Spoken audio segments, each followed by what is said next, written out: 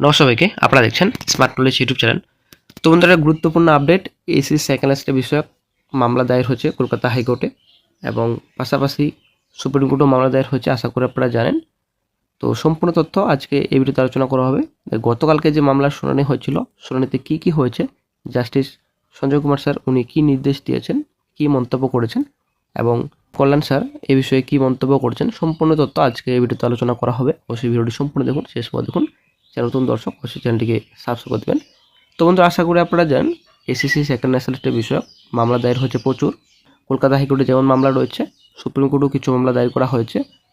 তো বন্ধুরা, 10 মার্ক যেটা মামলা রয়েছে অভিজ্ঞতার 10 নম্বর, তো সেই মামলা কিন্তু আগামী এপ্রিলের সেকেন্ড উইক থেকে শুরু হবে শুনানি, ঠিক আছে। আর যে কত মাস চলবে সেটাই হচ্ছে ব্যাপার।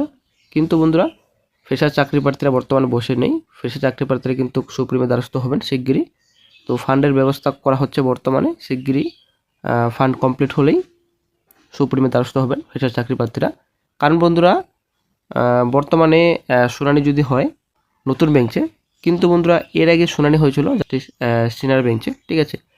তো মোটামুটি প্রায় শেষের দিকে ছিল মামলার শুনানি, কিন্তু হঠাৎ করে রোস্টার পরিবর্তন হয়, তারপরে কিন্তু সমস্যা। এখন বর্তমানে নতুন বেঞ্চে শুনানি হবে, আবার পুনরায় নতুন করে শোনাতে হবে বিচারপতিকে, ঠিক আছে। সেই মতো বন্ধুরা অনেক দিন আরও সময় লাগতে পারে, হয়তো কয়েক মাস সময় লাগতে পারে আরও। সেই মতো বন্ধুরা ফ্রেশার চাকরিপ্রার্থীরা এখন সিদ্ধান্ত নিয়েছেন যে সুপ্রিমে দ্বারস্থ হবেন, এই মামলার জন্য সুপ্রিমে তাড়াতাড়ি আনা হয় এবং তাড়াতাড়ি যেন ফেসলা হয়। তো West Bengal SLST freshers front বাংলার শিক্ষা ব্যবস্থাকে বাঁচাতে ও ফ্রেশারদের প্রতি বৈষম্যের বিরুদ্ধে আমরা ঐক্যবদ্ধ। আমাদের প্রথম লক্ষ্য 10 নম্বর বাতিল।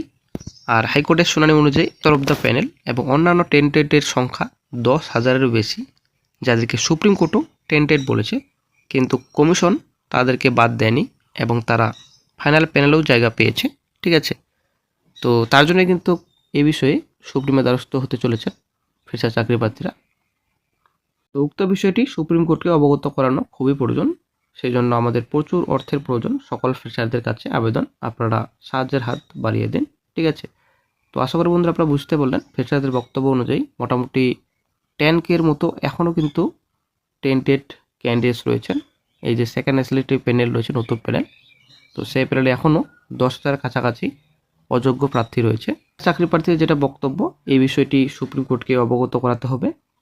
তো তার জন্যই সুপ্রিমের দ্বারস্থ হওয়া খুব জরুরি, খুব দ্রুত। তো সেই মতো কিন্তু ফ্রেশার চাকরি প্রার্থীরা সিদ্ধান্ত নিয়েছেন সুপ্রিমে তাড়াতাড়ি যা শিখতে পাচ্ছেন। ডায়েরি নাম্বার দেওয়া রয়েছে West Bengal central school service commission versus Sudeb set.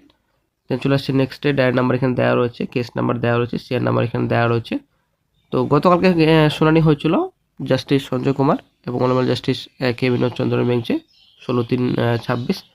তো এখানে সম্পূর্ণ ডিটেলস রয়েছে। তো নেক্সট ডেট এখন দেওয়া হয়েছে 11/5/26, ঠিক আছে। এখানে সম্পূর্ণ ডিটেলস রয়েছে। তো আমরা যদি আর্লিয়ার কোর্ট ডিটেলস একটু দেখি, তো এখানে সম্পূর্ণ ডিটেলস রয়েছে। তো বিচারপতি পার্থসারথী চ্যাটার্জি, বিচারপতি তপব্রত চক্রবর্তীর বেঞ্চে মামলার শুনানি হয়েছিল।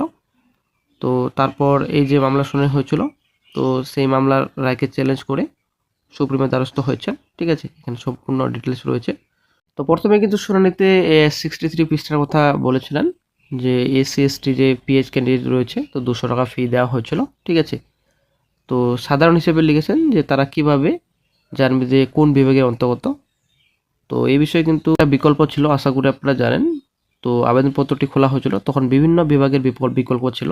কিন্তু পরিষ্কার বলা হচ্ছে যে একটি ডিভিশন বেঞ্চ আগের ডিভিশন বেঞ্চের আদেশকে দুর্বল করে বলতে পারে না যে কোনো মূল্য নেই, ঠিক আছে।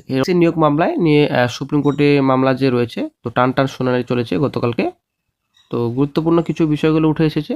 এই যে ক্যাটাগরি পরিবর্তন, তো ক্যাটাগরি পরিবর্তনের যে সময়সীমা ছিল, সে আদালত স্পষ্ট জানিয়েছে যারা নির্দিষ্ট সময়ের মধ্যে অ্যাকচুয়ালি 16 ডিসেম্বর 2025 দুপুর 2:30 পর্যন্ত রিট পিটিশন জমা দিয়েছিলেন, কেবল তারাই ক্যাটাগরি পরিবর্তনের সুযোগ পাবেন। তো কলকাতা হাইকোর্টের ডিভিশন বেঞ্চের পরবর্তী একটি নির্দেশিকা যা এই সময়সীমাকে শিথিল করেছিল, তার উপর সুপ্রিম কোর্ট স্থগিতাদেশ জারি করেছে, ঠিক আছে।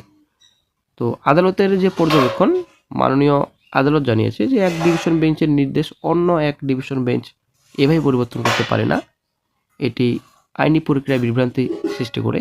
তো তারপরে কিন্তু সিদ্ধান্তে আসেন যে এই মামলাটি পরবর্তী 11 তারিখে শুনানি হবে, 11/5/26। তো মামলাটি তালিকাভুক্ত করা হয়েছে। তো গতকালকে মামলাটি যে সুপ্রিমে উঠেছিল সেটা কিন্তু ক্যাটাগরি রিলেটেড মামলা ছিল।